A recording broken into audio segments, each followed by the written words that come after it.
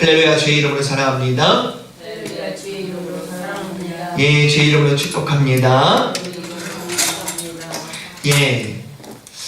오늘 이상하게 안 나오시는 분들이 몰아서 안 나와서 더 자리가 많이 비어 있는데요.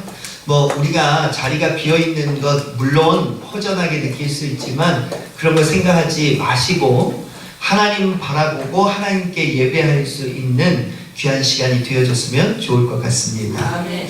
예, 예배는 누구에게 하는 거죠? 예, 근데 우리는 항상 육신을 입고 있기 때문에 육신의 눈으로 바라봅니다. 그래서 사람이 없으면 뭐도 안 된다고 그래요?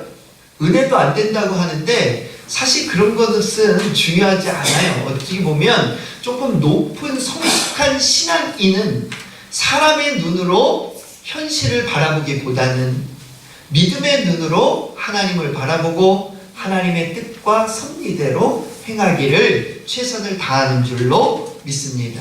오늘 저와 여러분이 이왕이면 성숙한 그리스도인의 삶으로 예배할 수 있었으면 좋을 것 같습니다.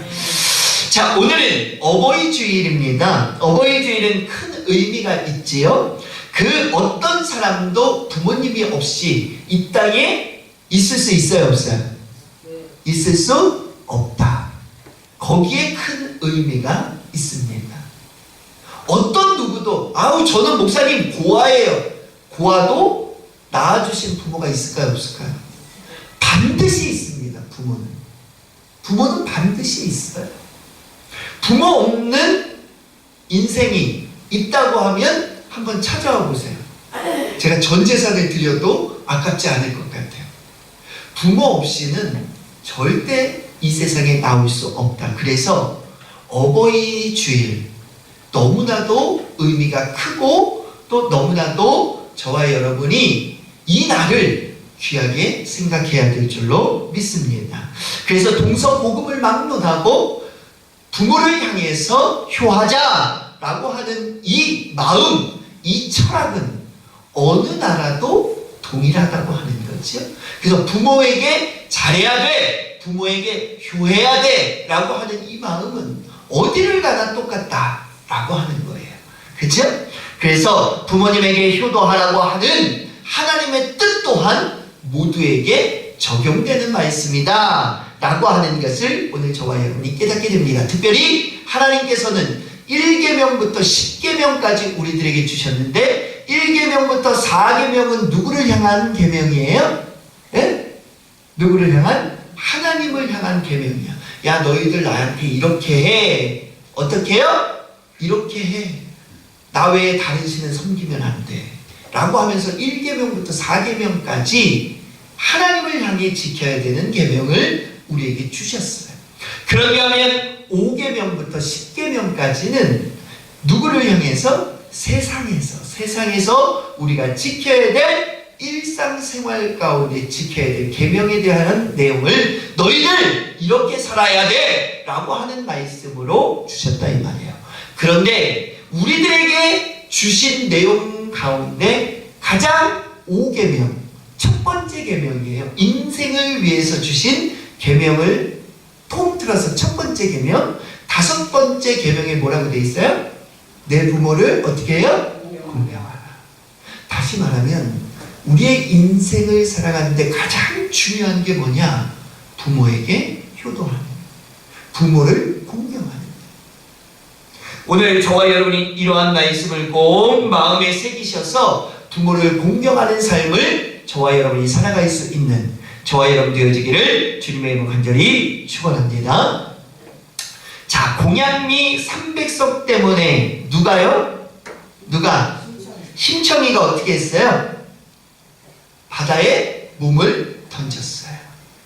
자신의 몸도 아낌없이 던졌던 심청이 이야기를 통해서 저와 여러분이 얼마나 부모에게 효도하는 것이 마땅한지를 생각하게 되는데 이와 같이 우리나라의 삶도 어땠을까요? 예전에는요, 부모에게 모든 것이 초점이 맞춰져서 가정에 초점이 맞춰져서 예전 지금 이제 어른들이죠. 지금 어른들이 어렸을 때에는 가정을 위해서, 부모를 위해서 생활했던 부분들이 굉장히 많이 있어요. 그래서 여러분들 아마 우리 권사님들은 뭐 그러신 권사님들도 계셨을지 모르지만 학창 시절에 중학교, 고등학교를 못 가고 어디로 가요? 터전, 일터전으로 갑니다. 공장도 가고 뭐 버스 안내양도 하고 막 이랬었잖아요 예전에. 그죠? 정말 옛날 얘기지만 그죠?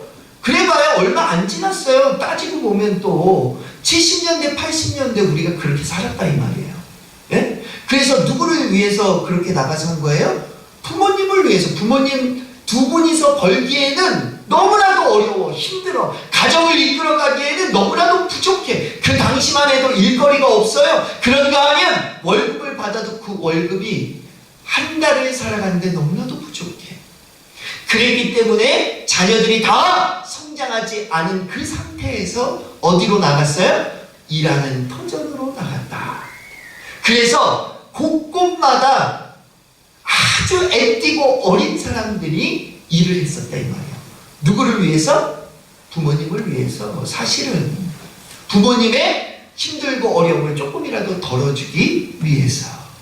그런데 요즘은 그런 자녀들이 점점 어떻게 됐어요? 사라져가요. 물론 지금도 부모를 위해서 애쓰며 힘쓰며 노력하는 자녀들이 있습니다.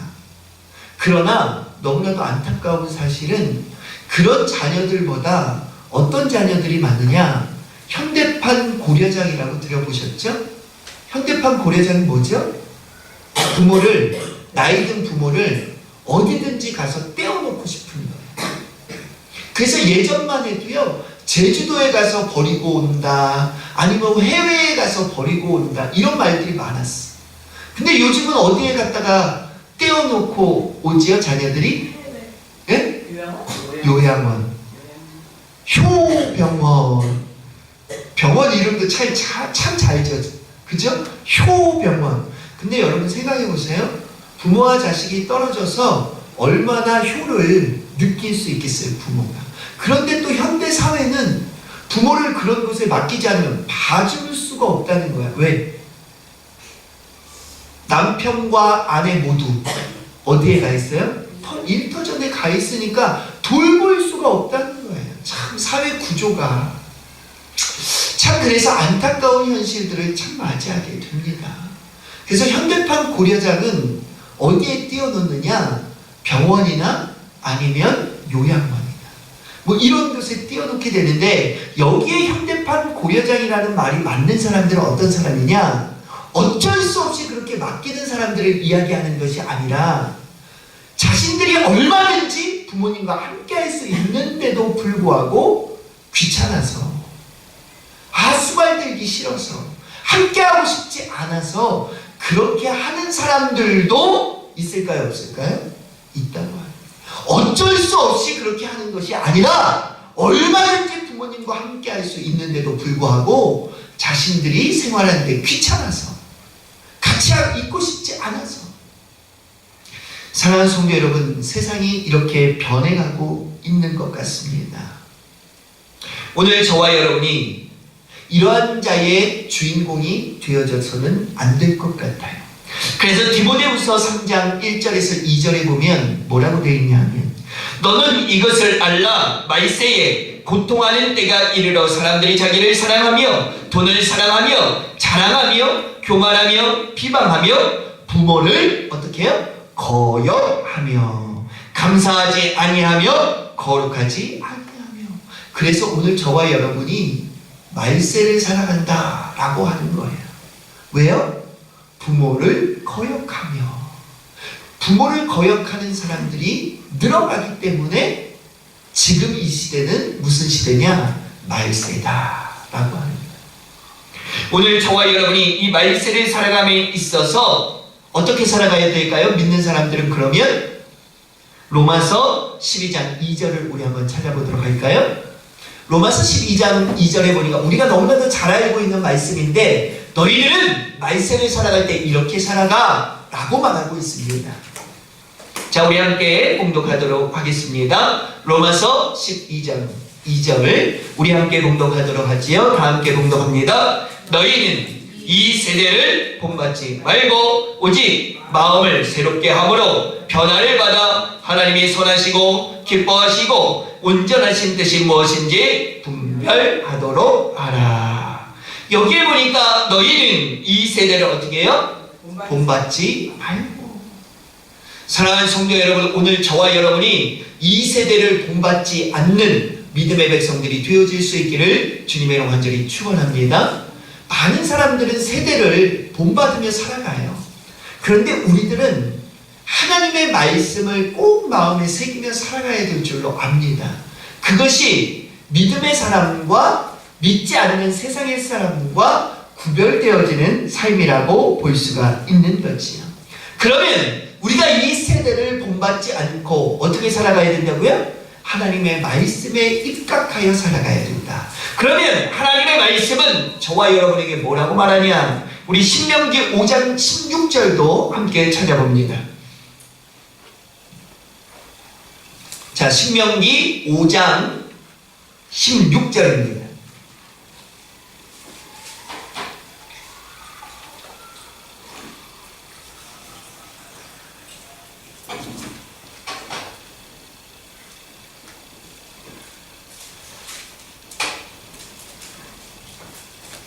자, 신명기 5장 16절입니다. 자, 우리 함께 한 목소리로 봉독하도록 하겠습니다. 5장 16절.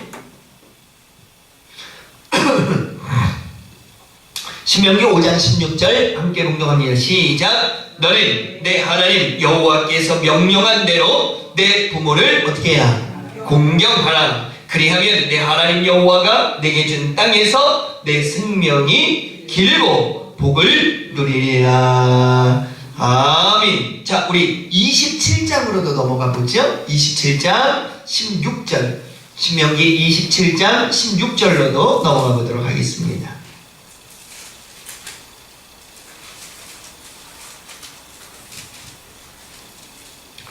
자, 신명기 27장 16절 함께 봉독합니다. 시작. 그의 부모를 경홀히 여기는 자는 저주를 받을 것이라 할 것이요 모든 백성은 아멘 할지니라. 아멘. 자, 여기에 보니까 신명기 5장에 보니까 뭐라고 되어 있어요? 공경하라. 그리하면 어떻게 해요?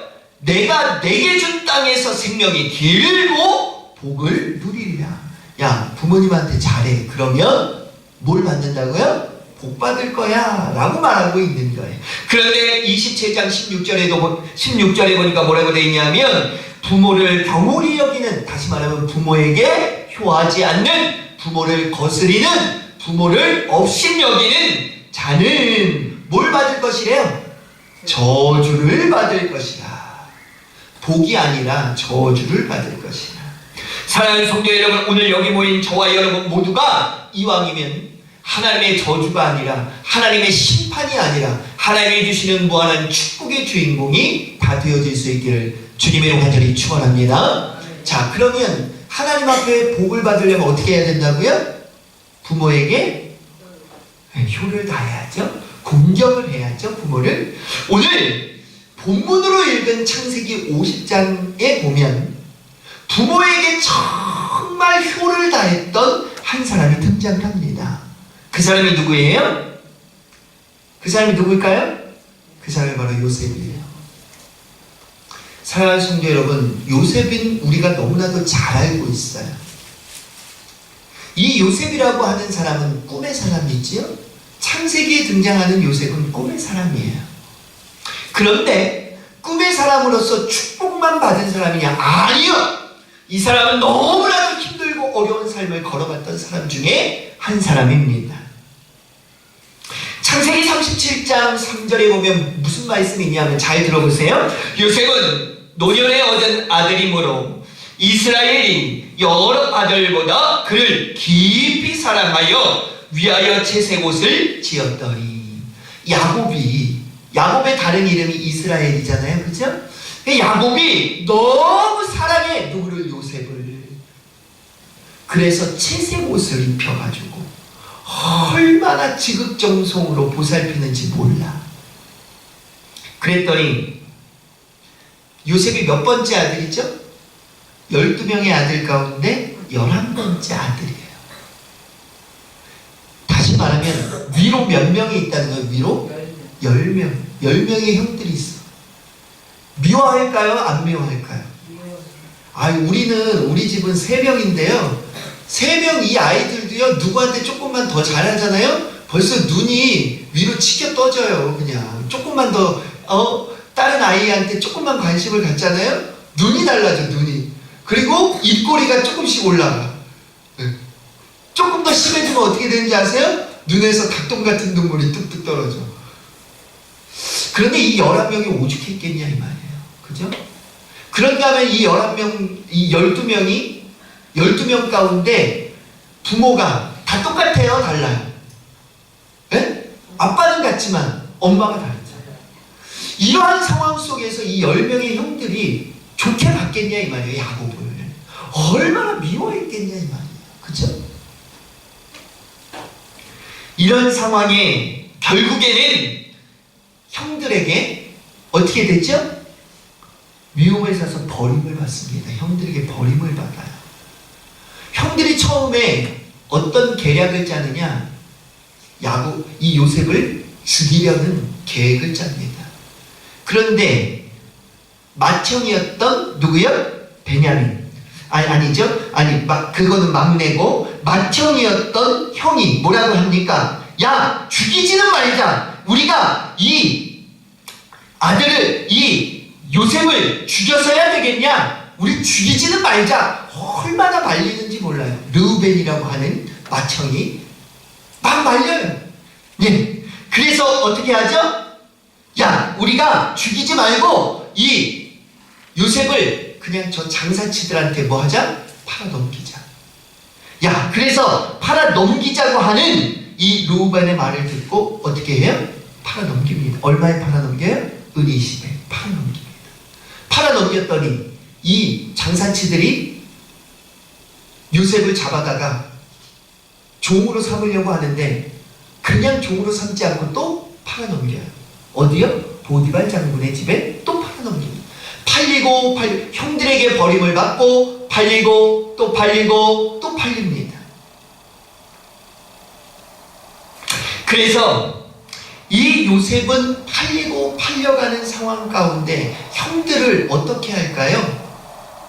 좋아할 수 있는 마음이 생겼을까요? 아니면 미워할 수 있는 마음이 생겼을까요? 어느 누구도 형들을 좋아할 수 없었을 거예요. 형들이 어떻게 했어요? 자신을 팔아넘겼어.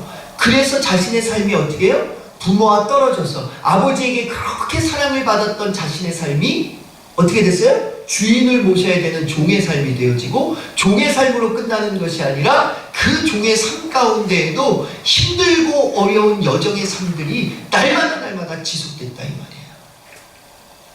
요셉은 형들을 원수로 생각할 수밖에 없었을 겁니다. 그렇죠? 그런데 참 사람 사는 게 참 웃기죠? 요셉이 어떻게 되죠? 그렇게 종살이 하면서 못 살아야 되는데 요셉은요 하나님이 함께 했거든요. 성경에 보면 늘 어떤 말씀이 함께 기록되어져 있느냐, 그와 누가 함께 했다고 그래요? 여호와 하나님이 함께 했다고 늘 성경에 보면 기록되어져 있어요. 누구와 함께 했다고? 요셉과 함께. 늘 계속해서 요셉과 함께 합니다.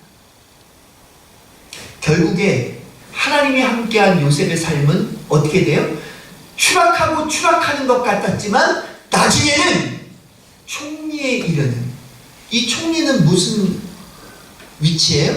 왕 다음의 위치거든요. 굉장히 높은 권세와 권력을 가진 사람인데 그렇게 되어집니다. 그런데 그것으로 끝나지 않아. 성경은 야곱이 사는, 형들이 사는 삶 가운데 힘들고 어려운 삶이 와야 하나요? 찾아와. 삶의 기근이 찾아옵니다. 결국은 이쪽 나라 저쪽 나라에 가서 음식을 어떻게 해요? 사와야 돼. 그런데 결국에 어느 나라에까지? 요셉이 있는 나라에까지, 애굽에까지 이르게 됩니다. 그런데 그 현장 가운데 누구를 만나요? 야, 참 인생이라는 게 참 웃기죠, 그죠? 안 볼 것 같고 못 볼 것 같고 완전히 헤어진 것 같고 죽을 때까지 만나볼 수 없을 것 같았는데 어떻게 됐다고요? 참 삶의 현장이 위치가 완전히 바뀌어서 이제는 누가 높은 위치에 있어요? 요셉이 높은 위치에 있고 힘 있는 위치에 있고, 예전에는 형들이 힘이 있었잖아요, 그죠? 그래서 형들이 힘을 합쳐서 요셉을 죽이려고 했는데 지금은 형들이 요셉 앞에 와가지고 다 무릎을 꿇는 현장에 있었다 이 말이에요.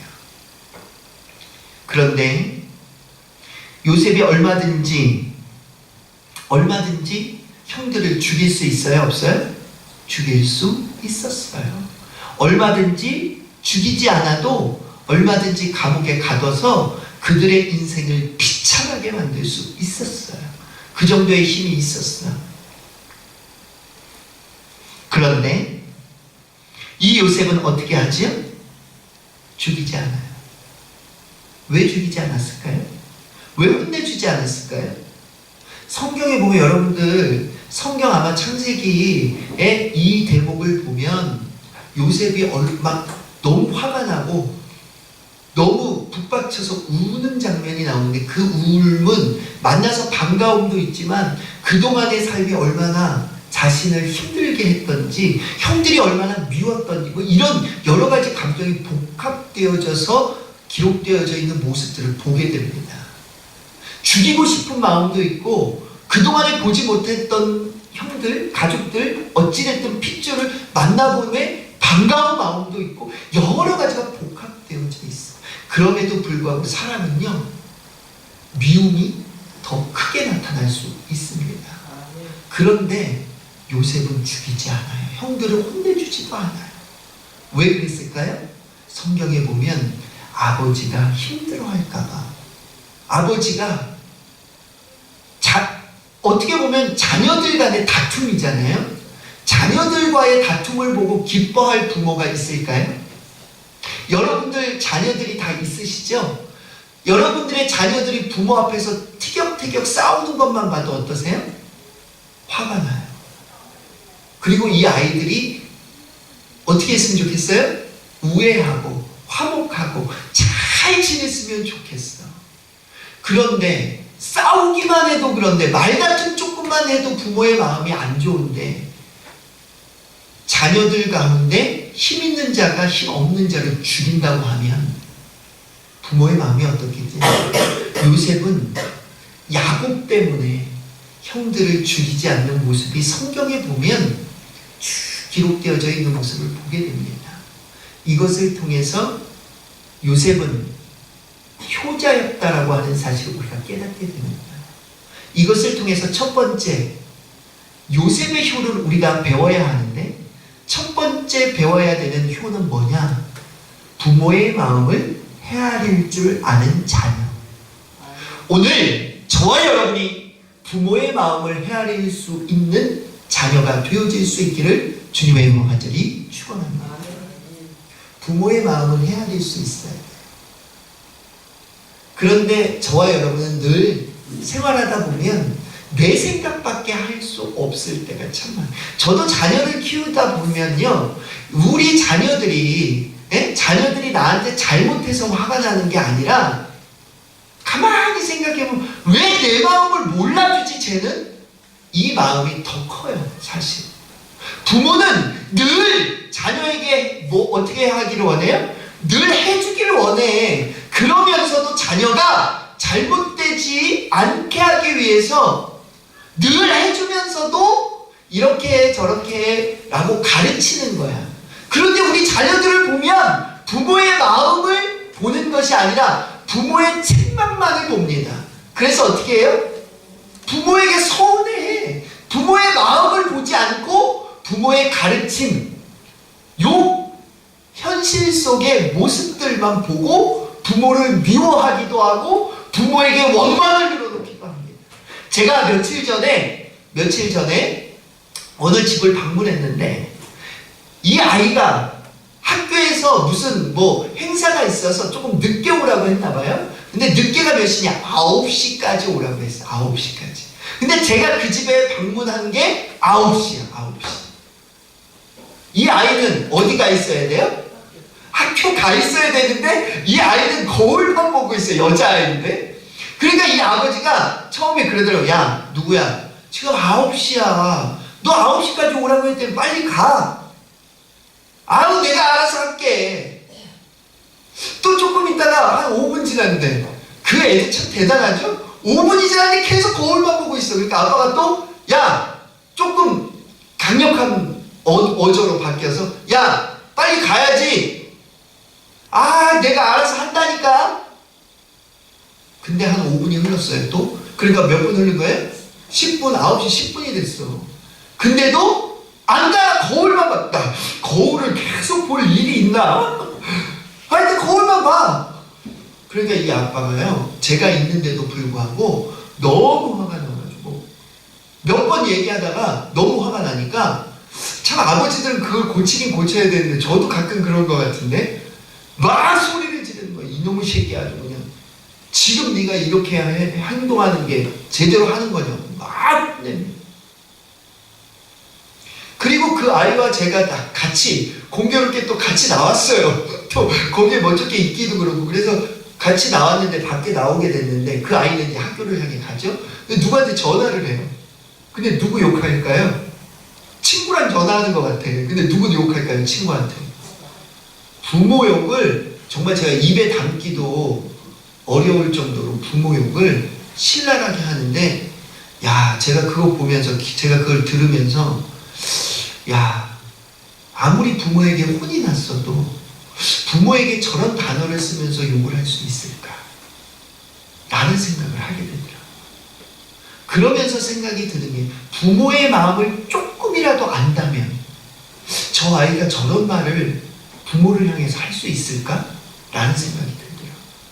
사랑하는 성도 여러분, 부모의 마음을 헤아릴 수 있는 자녀라면 부모에게 효하는 자녀예요. 그런데 부모의 마음을 헤아릴 수 없다면 그 자녀는 효하는 자녀가 될 수 없습니다. 사랑하는 성도 여러분, 늘 저와 여러분은 부모의 마음을 헤아리기 위해서 한 번쯤 되돌아보고 한 번쯤 다시 생각해 볼 수 있는 저와 여러분이 되어질 수 있기를 주님의 이름으로 간절히 축원합니다. 부모의 마음을 헤아린다면 효하지 않을 자녀가 있을까요? 없을까요? 네, 효하지 않을 자녀는 없을 거예요. 모두가 다 효자, 효녀가 될 겁니다. 그런데 부모의 마음을 모르니까, 부모의 마음을 헤아리지 않으니까 불효자가 되는 거지. 자, 두 번째, 요셉이 우리에게 보여주는 효는 어떤 모습일까? 창세기 37장 12절에서 14절에 보면 형들이 어떻게 했다고요? 형들이 일하러 갔어요. 일하러. 네. 형들이 일하러 멀리 떠났습니다. 그곳으로 누구를 보내요? 요셉을 보내는 거예요. 야곱이. 그래서 야곱이 살고 있던 헤브론에서 형들이 일하고 있는 세겜이라고 하는 곳까지 요셉이 야곱의 심부름, 명령을 받고, 아버지의 명령을 받고 심부름을 갑니다. 그런데 이 헤브론에서 세겜에까지 얼마나 떨어져 있는지 여러분들 아세요? 혹시 아시는 분 계신가요?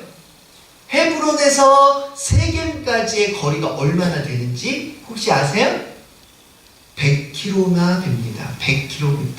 짧을까요? 멀까요? 자동차가 있어요? 없어요? 없어요. 그 당시에 밤이 되면 짐승들이 돌아다녀야 안 다녀요?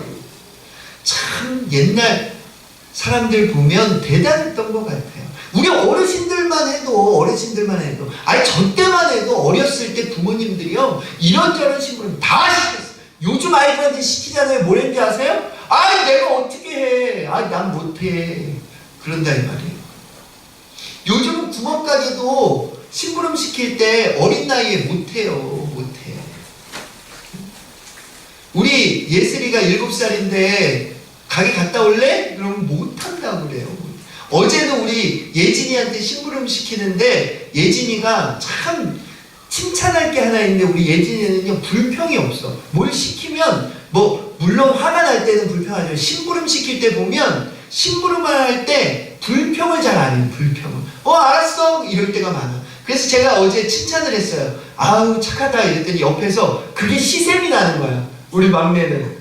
그러니까 뭐랬는지 아세요? 내가 조금 더 크면 나도 잘할 수 있대. 근데 사실 7살 되면요 심부름 다 했어요 예전에. 네. 요즘은 못하잖아 그죠? 근데 야곱은요 그 어린 나이에 100km가 떨어져 있는 그곳으로 심부름을 갑니다. 그런데 불평 한마디 했을까요 안 했을까요? 이 요셉 또한 야곱의 심부름을 하면서 불평 한마디를 안 해요. 아이 아빠 100km나 떨어져 있는데 몇 날 며칠을 가야 되는데 살짐승들도 있는 이 위험한 이 심부름을 왜 나한테 시켜요?